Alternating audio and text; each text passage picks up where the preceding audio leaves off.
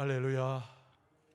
주께서 또 우리의 삶을 또 인도하시고 오늘 하루 가운데 함께 하신 하나님께서 이 밤에 또 우리 예배를 받으심에 하나님의 신령한 복과 하나님의 은혜로 채우실 줄로 믿습니다.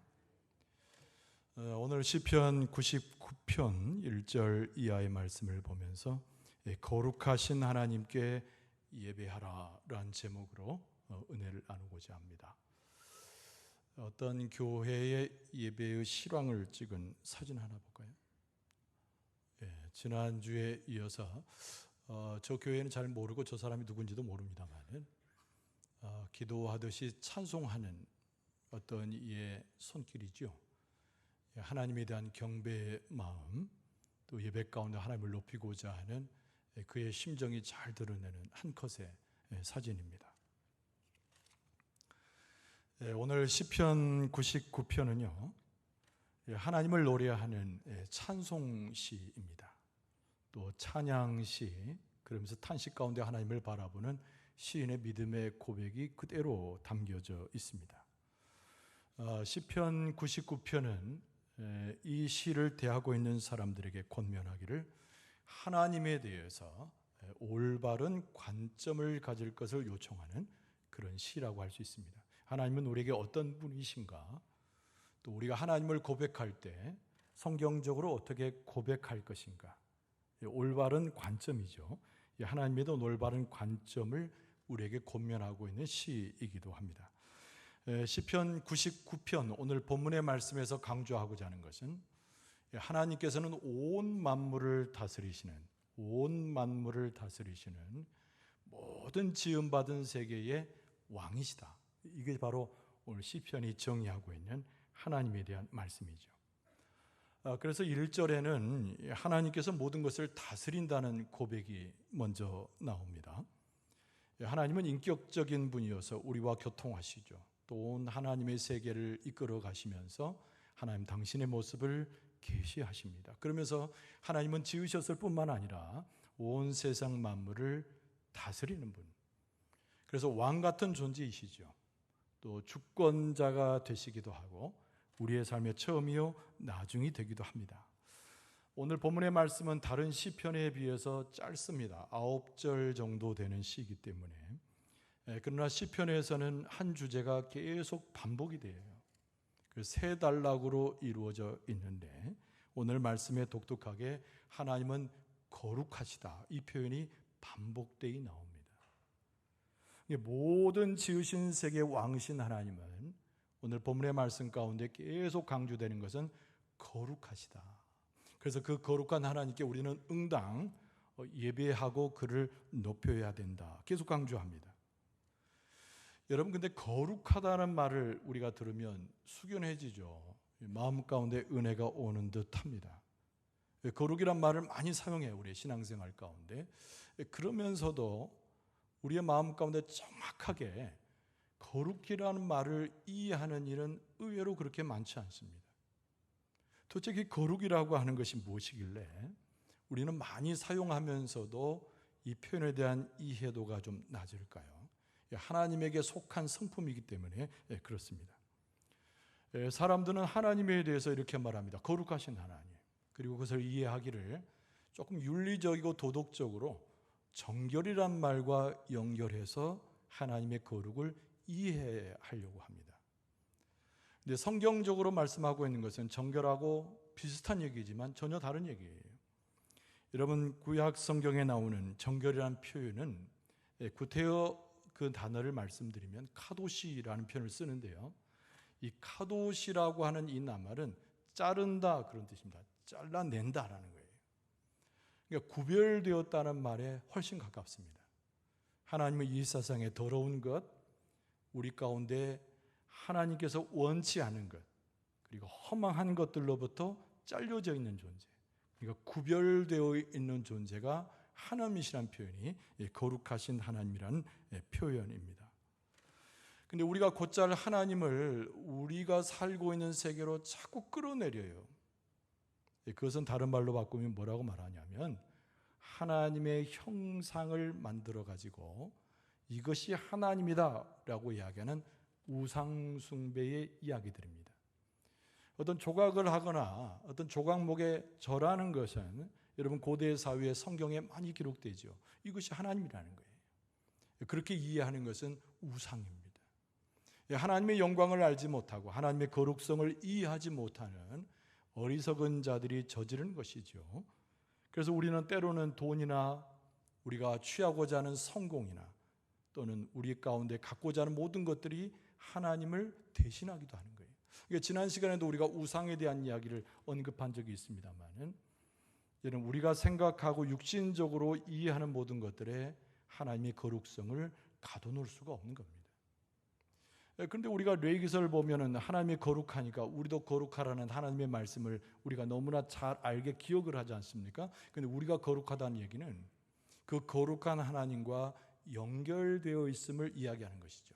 그러니까 하나님과 관계되어져야 우리가 하나님 앞으로 나아가는 경배를 통해서 하나님을 숭상하는 우리의 심리에 하나님 앞에 예배를 통해서 찬송을 통해서 우리도 하나님의 그 거룩함에 참여하는 것입니다.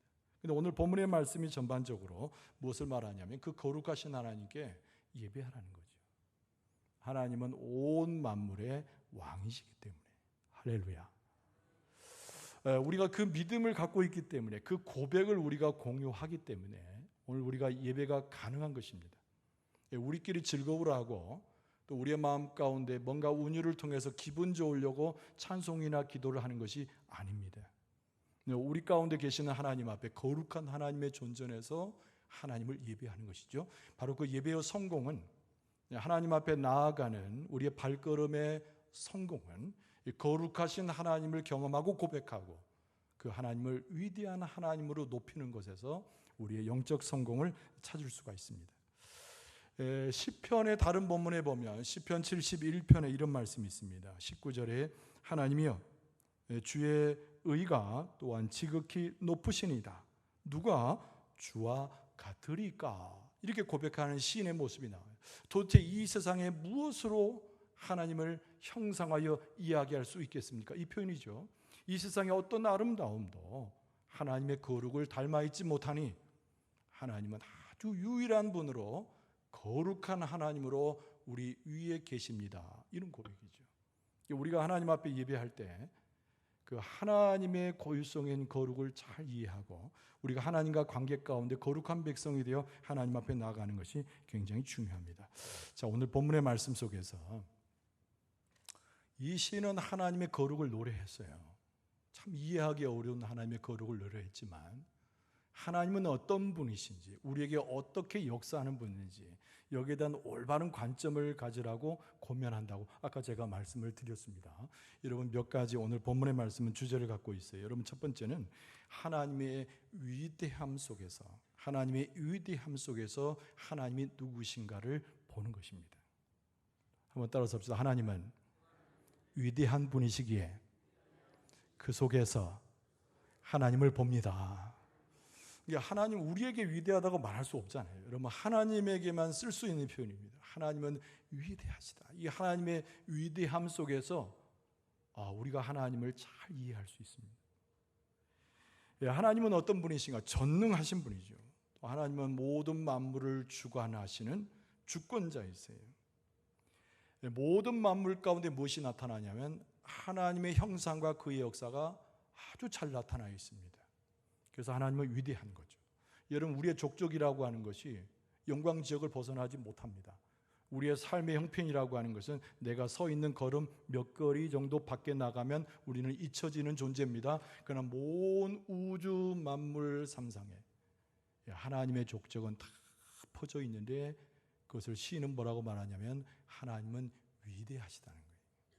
그 위대하신 하나님의 역사를 보면서 정말 거기에 범접할 수 없는 우리도 하나님의 거룩에 참여하면서 하나님을 보는 것이죠.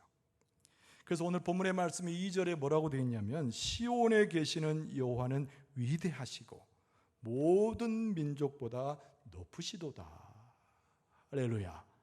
여기서 시온이라는 말을 우리가 많이 보잖아요. 시편에서 특히 많이 봅니다. 이 시온은 원래 예루살렘의 한 언덕에 불과했어요. 그러나 이곳에 다윗이 이 시온이라는 장소를 이런저런 절차 가운데서 이방 백성에게 빼앗은 다음에 언약궤를 설치하고 그 장소가 예루살렘 전체를 상징하고 하나님 계신 보좌를 상징하는 의미가 되었습니다. 그래서 오늘 본문의 말씀에 시온이죠. 하나님 계시는 장소, 시온에 계시는 하나님은 위대하신 분이다. 그리고 우리가 범접할 수 없는 모든 세계 모든 민족보다 높으신 분이 하나님이시다, 이렇게 고백하는 거예요. 그런데 이 말씀 속에는 우리가 두 가지 의미를 찾을 수 있습니다. 하나님은 위대하시다, 이 말은 좀 막연한 것 같은데 두 가지 의미가 있어요. 여러분, 첫 번째는 뭐냐면 하나님은 우리에게 두려움을 줍니다. 두려움을 줘요. 거룩한 두려움을 주는 분이 하나님의 위대성에서 나오는 매우 중요한 의미입니다. 여러분, 이사야 선지자는 하나님의 형상을 보고 환상을 보고 하나님의 말씀을 들었던 선지자 중에 한 사람입니다. 근데 이 사람이 성전에 들어가서 하나님 앞에 굴복했는데 하나님의 형상을 보게 된 것입니다. 여러분, 이사야 6장 5절에 보면 이렇게 쓰여 있습니다. 그때에 내가 말하되 화로다, 나여 망하게 되었도다. 나는 입술이 부정한 사람이요 나는 입술이 부정한 백성 중에 거주하면서 만군의 여호와이신 왕을 배었음이로다 하였더라. 그러니까 이사야 선지자가 대단한 선지자 아닙니까? 영성이 충만하고 우리보다 몇 배 정도 더 좋았을 뭔가 능력 있는 선자같이 보이는데 그가 하나님의 형상을 보고 환상을 본 다음에 두려워 떠는 것이죠. 그러니까 성전에 들어가서, 하나님께서는 성전에 들어가서 내 입술이 부정합니다, 내가 하나님을 보게 되었으니 이제 화가 미치지고 나는 망하게 되었습니다 라고 무릎 꿇어 떨면서 하나님을 바라보는 이사야의 모습을 보게 되는 것이죠. 그러니까 하나님은 거룩함에, 하나님은 우리에게 거룩한 두려움을 안겨주어서 우리의 마음 가운데 하나님의 역사를 보게 하는 영적인 분이 우리 하나님 아버지시다. 그래서 하나님의 통치 방법은요, 우리에게 오셔서 정답게 우리와 대화도 하고 물론 우리를 치료하기도 하고 우리의 손을 만져주기도 하시는 분이지만 그러나 영광 가운데 두려움으로 우리를 통치하시는 분이 우리 여호와 하나님이시라는 거예요. 그래서 오늘 본문에 나오는 시편 99편의 이 시인은 그 하나님을 바라볼 때 경고망동하여 인간적인 생각으로 우상처럼 하나님을 대하지 말고 두려움 가운데 하나님을 대하면서 하나님의 위대성을 볼 것을 우리에게 말씀합니다. 그래서 1절 말씀으로 돌아가면 여호와께서 다스리시니 만민이 떨 것이요 여호와께서 그룹 사이에 좌정하시니 땅이 흔들릴 것이로다. 우리가 예배 가운데 하나님의 거룩을 경험하면은 떨어야 돼요. 떨어야 돼요. 우리 심령이 떱니다. 무서워 떠는 것이 아니라 거룩한 두려움, 하나님에 대한 우리의 마음 가운데 존경심과 그의 영광을 보는 우리의 심령의 상태에서 떠는 것이죠. 이게 겸손함이고 하나님의 의를 입어서 하나님과 합해지는 거룩한 백성의 모습이라는 겁니다. 그러면서 하나님의 위대성은 어디서 나타나냐면 우리 역사 속에 들어오셔서 아주 불가사의한 일들을 일으키시는 분이 하나님이심을 보면서 우리는 하나님의 위대성을 봅니다.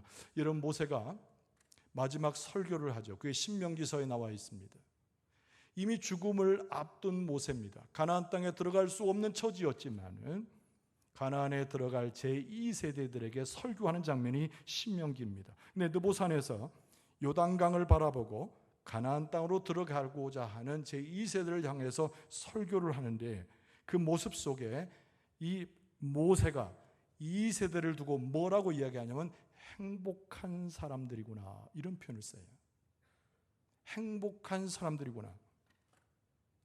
신명기 33장 29절 말씀해 보면 이스라엘이여 너는 행복한 사람이로다. 여호와의 구원을 너같이 얻은 백성이 누구냐? 그는 너를 돕는 방패시요 내 영광의 칼이시로다. 네 대적이 내게 복종하리니 네가 그들의 높은 곳을 밟으리로다. 할렐루야. 여러분, 출애굽한 이후에 광야 40년의 생활은 척박한 삶이었어요. 가나안 땅에 비하듯 애굽 땅에 비하면 너무 척박한 삶이었습니다. 과연 하나님이 계시는가? 우리의 왕 되신다는 게 사실인가? 의심해 볼 만한 장소를 40년을 헤매었다는 것이죠. 그러나 모세는 그때 이스라엘을 영도하면서 한 번도 잊지 않았던 것은 그 위대하신 하나님께서 출애굽을, 우리 백성에게 출애굽을 허락하신 하나님께서 우리와 잇대어서 우리를 붙잡고 계셨음을 모세는 한 번도 의심한 적이 없다는 사실입니다. 그래서 그 인도함 가운데 이 가나안의 목전에 와 있는 이스라엘 백성들에게 우리는 도대체 이해할 수 없었으나, 우리는 도대체 그 영광을 받을 자격이 없었으나 그 위대하신 하나님께서 우리를 이끌어 주셔서 너희들을 행복한 사람으로 만들어 주셨으니, 저 가나안 땅을 바라보고 정박할 하나님의 세계를 보게 되었으니 얼마나 이것이 하나님의 축복이 아닌가. 그것이 하나님의 거룩이고 온 세계에 뛰어날 만한 하나님의 위대하심임을 모세가 노래했다는 것입니다. 여러분, 하나님께서 우리를 통치하여 주실 때 우리에게 두려움도 주시지만, 하나님을 경외하는 마음도 주시지만, 우리 가운데 통치하는 능력을 통해서 우리를 구원하시고 새롭게 하시고 일으키시는 능력을 통해서 하나님의 위대하심을 보여주고 체험하게 하시는 줄로 믿습니다. 그러니까 오늘 시인이 뭐라고 이야기하냐면, 하나님의 위대하신 분이라니, 우리가 두려워 떨면서도 하나님을 찬송할 이유가 있고 예배할 이유가 있고 하나님을 높일 이유가 있음을 먼저 우리에게 권면하고 가르치고 있습니다. 여러분, 두 번째로는 하나님은 선하신 분이라는 거예요. 그 선하신 하나님을 볼 때 거룩의 하나님을 만나고 우리는 진정 하나님 앞에 예배할 수 있음을 오늘 시인은 노래합니다. 따라서 합시다. 하나님은 선하신 분이어서 우리를 그의 의 가운데 인도하십니다. 지금 선하다라는 것을 제목을 잡았는데, 이 선하다는 것과 의를 연결시키는 대목을 보고자 하는 것이죠. 여러분, 하나님은 선하심입니다. 하나님의 의로움은 우리의 것과는 너무 다른 거예요. 여러분, 그걸 인정해야 됩니다. 여러분, 우리가 부패하였다고 해서 하나님을 대충 대하면 안 됩니다.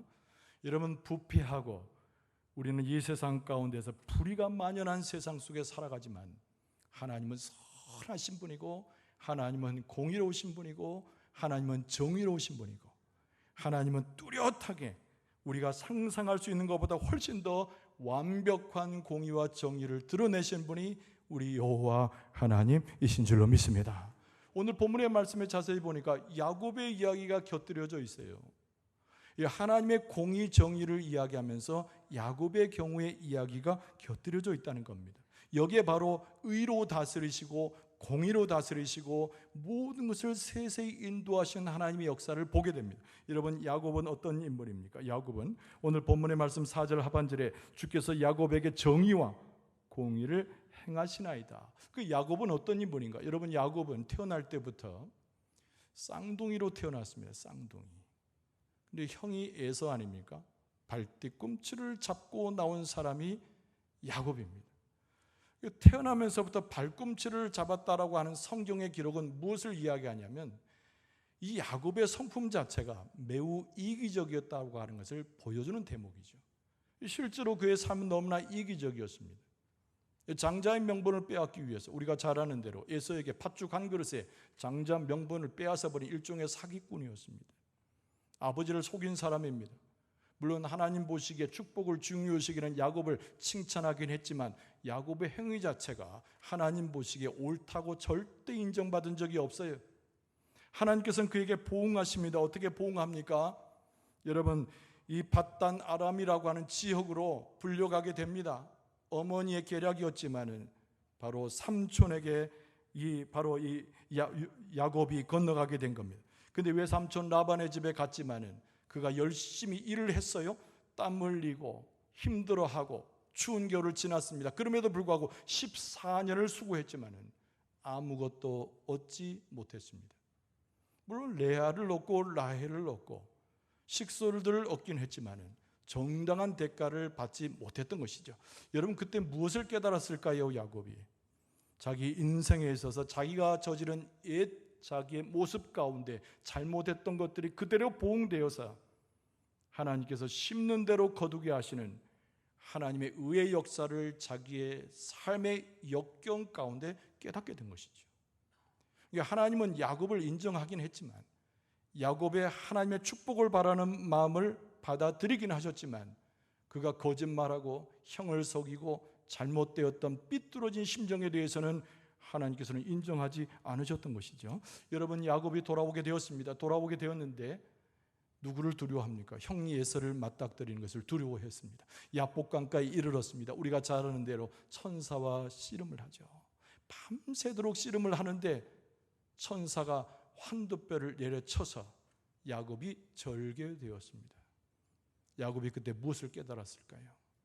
하나님은 공의의 하나님, 정의의 하나님으로 내 인생을 세워가는 데 있어서 하나님의 의가 없이는 내 인생은 서 있을 수 없노라고 하는 것을 깨닫게 됩니다. 여러분, 야곱이 12아들을 낳게 되죠. 애굽 땅을 거쳐서 그들이 지파가 되어지고 하나님의 나라를 세우는 출발이 되었습니다. 이스라엘 백성이 얻었던 큰 교훈은 무엇일까요? 우리나라 이스라엘은, 하나님의 백성으로 선택받은 이스라엘은 하나님의 공의와 정의를 기초로 해서 세워진 나라라고 하는 것을 그 모든 조상의 모습 속에서 깨달았다는 것이죠. 여러분, 우리는 어떤 모습입니까? 바르게 세워지는 하나님의 공의와 정의를 인정하는 우리의 모습 가운데 그 하나님을 똑바로 바라볼 필요가 있습니다. 여러분, 그래서 오늘 5절 말씀은 우리에게 말합니다. 너희는 여호와 우리 하나님을 높여 그의 발등상 앞에서 경배할지어다. 그는 거룩하시도다. 우리가 하나님의 역사를 들어 올리고 하나님의 역사를 인정할 때 우리가 무엇을 들어 올려야 될까요? 거룩하신 하나님, 의의 하나님, 공의 하나님만 우리의 삶에 들어 올리고 그것을 우리가 기억을 해야 될 줄로 믿습니다. 세 번째 내용은 뭐냐면 하나님의 은혜를 베푸시는 것을 오늘 시인은 우리에게 가르쳐주고 권면하고 있습니다. 하나님은 은혜의 하나님이죠. 시편 뒤편으로 가면 그 말 그대로 은혜가 돼요. 하나님의 공의를 만나면 두렵잖아요. 하나님을 경배하는 것은 알지도 못한 우리의 무지를 드러냅니다. 그러나 뒷부분에 가서는 역시 하나님의 은혜를 설명하고 있습니다. 따라서 합시다. 하나님은 우리에게 한량없는 은혜를 주십니다. 우리를 고치십니다. 우리에게 응답하십니다. 우리와 함께 하십니다. 그 얘기예요. 하나님은 우리에게 은혜를 베푸신다. 오늘 본문의 말씀 7절에 보면 이렇게 되어 있습니다. 여호와께서 구름 기둥 가운데서 그들에게 말씀하시니 그들은 그가 그들에게 주신 증거와 율례를 지켰도다. 여호와 우리 하나님이여 주께서는 그들에게 응답하셨고 그들의 행한 대로 갚기는 하셨으나 그들을 용서하신 하나님이시니다. 할렐루야. 하나님 용서하셨으니까 이 자리에 나온 줄로 믿습니다. 하나님 용서하셨으니까 여러분이 선한 눈빛으로 형제자매를 바라보게 되는 줄로 믿습니다. 하나님께서 역사하시는 것 중에 최고의 은혜의 역사는 하나님께서 우리에게 가까이 오시는 거예요. 우리가 하나님을 찾아가지 못합니다. 죄악 가운데 있을 때는 숨어요. 아담과 하와처럼, 그리고 수많은 범죄자들처럼. 하나님의 은혜 중에 최고는 뭐냐면 그럼에도 불구하고 하나님께서 우리에게 가까이 오신다는 거예요. 그것이 바로 오늘 시인이 이야기하고 있는 하나님의 위대성의 한 부분이고 매우 중요한 이야기입니다. 하나님의 은혜 안에서, 하나님께서 직접 우리에게 내려오셔서 우리를 당신의 자녀로 선택해 주시는 겁니다. 하나님께서 선택하셨기에, 하나님께서 불러주셨기에, 가까이 오셨기에 우리가 그 은혜를 입어서 하나님 앞에 세워지게 되는 줄로 믿습니다. 근데 오늘 본문의 말씀 가운데 사람들의 이야기가 나오는데 모세와 아론이 나오고 역시 사무엘의 이야기가 덧붙여서 오늘 본문의 말씀에 나옵니다. 이런 모세와 아론은 제사장의 반열이죠. 모세도 엄밀히 말하면 아론은 제사장이고 모세도 마찬가지입니다. 그 제사장의 반열 속에서 하나님 안에 있습니다. 여러분, 사무엘은 어떤 사람입니까? 하나님의 이름을 부르는 수많은 선지자들과 하나님의 이름을 부르는 하나님의 백성 중앙에 있었던 사람이 사무엘입니다. 오늘 본문의 말씀에 6절로 거슬러 가면 이렇게 되어 있습니다. 그의 제사장들 중에는 모세와 아론이 있고 그의 이름을 부르는 자들 중에는 사무엘이 있도다. 그들이 여호와께 간구하매 하나님께서 응답하셨도다. 할렐루야. 모세나 아론이나 사무엘이나 우리나 똑같이 제사장의 반열에, 하나님을 부르는 자의 반열에 하나님 앞에 서 있는 줄로 믿습니다.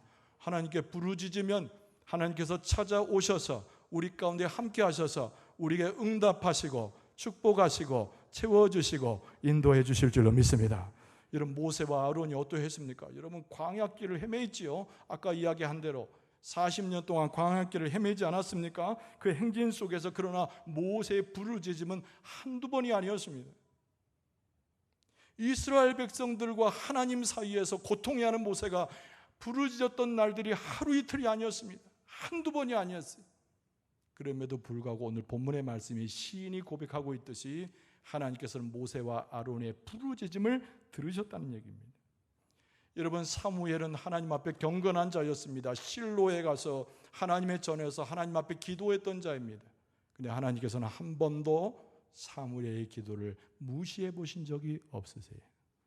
하나님께서 사무엘을 사랑하셔서 어릴 때 부르셨던 그 목소리 그대로 사무엘을 부르시고 응답해 주신 줄로 믿습니다. 여러분, 우리도 마찬가지죠. 아까 말씀드린 대로 모세와 아론과 사무엘이 그렇듯이 우리도 하나님 앞에 하나님의 이름을 부르고 제사장 반열에 있는 사람들인데, 우리가 부르짖음에, 우리가 기도함에 응답하시고 하나님께서 예비하신 축복과 은혜를 더하여 주실 줄로 믿습니다. 하나님은 어떤 분이신가? 하나님은 멀리 계셔서 우리에게 무관심한 분이 아니고 우리에게 가장 관심을 가지고 우리와 관계 맺기를 원하신 분이 여호와 하나님이신 줄로 믿습니다. 그래서 시인은 말하기를 하나님이 우리가 가까이 오시는 하나님의 은혜를 가지고 응답하시는 분이다. 그래서 오늘 말씀의 9절 말씀은 하나님을 찬송할 것을 요청하는데, 오늘 9절에 보니까 너희는 여호와 우리 하나님을 높이고 그 성산에서 예배할지어다. 여호와 우리 하나님은 거룩하심이로다. 그러니까 항상 그분을 우리가 경배해야 되는 거예요. 두려움도 생길 수 있지요. 마음의 부담감도 있을 수 있습니다. 그러나 하나님께서 오셔서 우리를 품 안아주시는데 우리는 하나님을 경배해야 됩니다. 그런데 하나님은 누구신지 성경 말씀 속에서 똑바로 알고 하나님은 어떤 분인지 경건함으로 그 앞에 서야 하고, 하나님은 모든 만물의 왕이심을 고백하는 가운데 하나님을 고백하고 찬송하고 경배해야 될 줄로 믿습니다. 하나님께서 우리의 눈을 열어서 하나님의 역사를 보게 하시고, 우리의 귀를 열어서 하나님의 음성을 듣게 하시고, 무릎을 꿇어서 하나님을 경배하게 하시니 하나님은 우리의 하나님이시요 경배를 받게 합당하신 분이요 진정한 거룩한 우리 아버지 하나님이신 줄로 믿습니다. 경배할 수 있기를 바랍니다. 찬송할 수 있기를 바랍니다. 주의 말씀대로 행할 수 있기를 바랍니다. 응답하시는 하나님의 역사를 따라 그 은혜를 누릴 수 있기를 바랍니다. 경배에 성공해서, 믿음 가운데 주를 바라보는 곳에 성공해서 오늘 시인이 하나님을 노래하듯이 우리도 노래하고 하나님의 역사 가운데 삶을 살아 성공하며 승리할 수 있는 여러분과 저의 모습 되어줄 수 있기를 주의 이름으로 축원합니다.